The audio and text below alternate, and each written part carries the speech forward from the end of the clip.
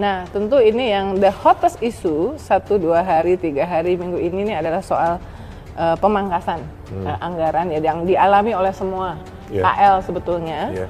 Dan tetapi untuk OIKN ini kan sudah diputuskan ada 48,8 triliun untuk 5 tahun ini ya, di era Pak Presiden Prabowo. Konsekuensinya apa itu? Jadi ya seperti yang disampaikan oleh Pak Menko AHY pada saat ratas tanggal 21 Januari, kemudian sudah dikembali ratas lagi pada tanggal 3 Februari yang lalu. Jadi Bapak Presiden telah menugaskan pada kami untuk menyiapkan, menyelesaikan ekosistem untuk yudikatif dan legislatif. Sekarang yang dianggap selesai pada tahun 2024 ini adalah eksekutifnya. Ada kantor presiden, kantor-kantor Kemenko, dan rumah jabatan menteri, kemudian ada kantor-kantor beberapa kantor swasta yang masuk, kemudian prasarana lainnya, air minum, listrik dan sebagainya, itu baru yang dianggap sebagai ekosistem eksekutif. Bapak Presiden mempunyai target, cita-cita, keinginan agar IKN ini menjadi ibu kota politik pada tahun 2028.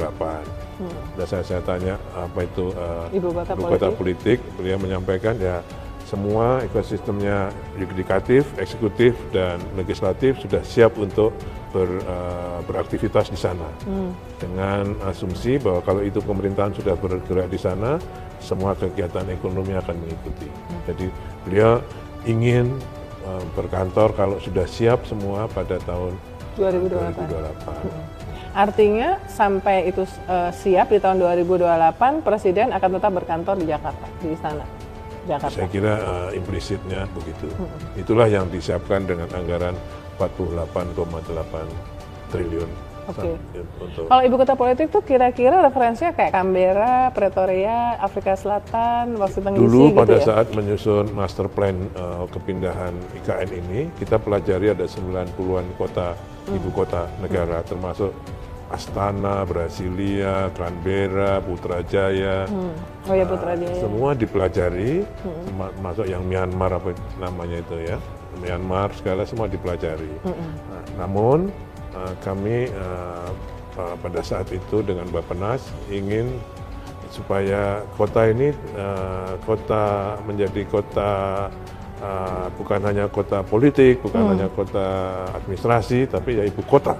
Yang dengan karena kita punya Banjarmasin, kita punya Balikpapan, sehingga ketiga ekosistem kota itu diasumsikan, diprediksi untuk bisa saling mendukung, sehingga IKN sendiri akan terbantu oleh Balikpapan dan Samarinda, sehingga diputuskan untuk membangun jalan tol dari Balikpapan ke IKN sepanjang 58 km. Asumsinya atau tujuannya agar dari Balikpapan nanti ke IKN tidak lebih dari 40 menit, termasuk pembangunan bandara di IKN. Dari bandara ke IKN hanya 18 menit, sehingga itu akan bergerak sebagai kota ibu kota.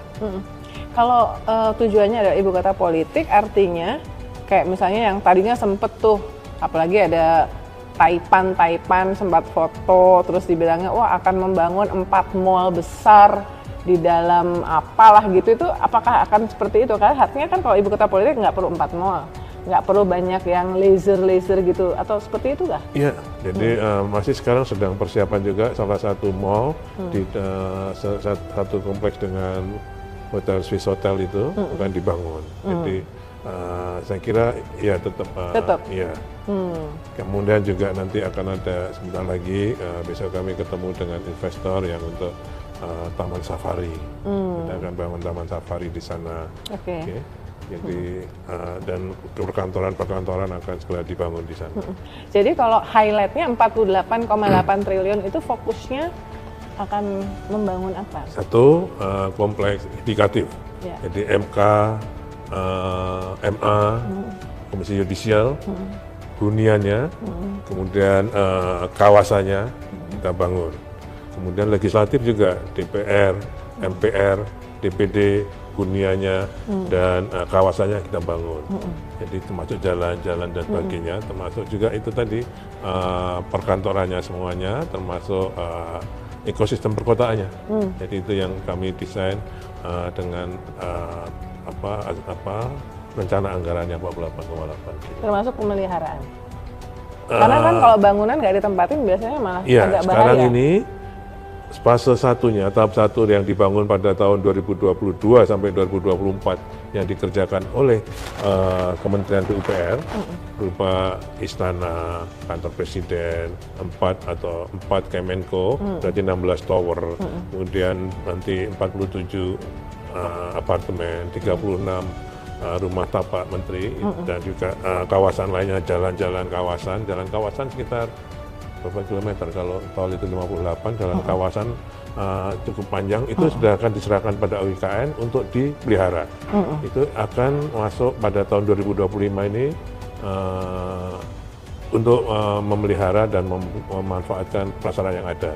Jadi anggaran 2025 kami dari 48 tadi, yang sudah ada di DIPA kami ada 6,3 awal ya Bu, sebelum Inpres. Sebelum Inpres. Dari 6,3 triliun itu kami dengan perintah Bapak Presiden ratas pada tanggal 21 Januari itu dibutuhkan tambahan 8,1. Karena kan kita hitung kalau ini nanti DIPA-nya baru efektif Februari Maret, jadi kan penyerapannya pasti tidak semua. Jadi kita hitung hanya butuh 8,1, sehingga 6,3 tambah 8,1. Namun dengan Inpres itu kan kita juga kena pemangkasan, tapi kemarin pada tanggal 3 Februari beliau sudah memerintahkan Bapak Mensesnek untuk menyesuaikan itu. Jadi terakhir ketemu sama Presiden kapan? Tanggal 3 Februari. Tanggal 3 Februari ini ya? Pak Basuki. Waktu itu merevisi sedikit desain untuk legislatif, untuk yang gedung rapat paripurnanya. Dibikin lebih grande, lebih berwibawa, sesuai dengan arahan Bapak Presiden. Karena Pak Basuki ini kan terlibat sejak sebelumnya ya, pemerintahan sebelumnya, sebagai Menteri PUPR dan bahkan terakhir di era Pak Jokowi jadi PLT ya. Banyak masyarakat melihat bahwa Presiden Prabowo karena punya program makan bergizi gratis, food estate yang juga membutuhkan biaya yang besar, tidak menjadikan IKN sebagai prioritas. Merasa nggak seperti itu? Saya ini birokrat, ya, jadi saya tidak merasakan itu, apalagi beliau sudah memerintahkan selesaikan tahun 2028. Jadi timeline saya sekarang ini ada tahun 2025, saya harus menyiapkan apa if ASN mulai pindah.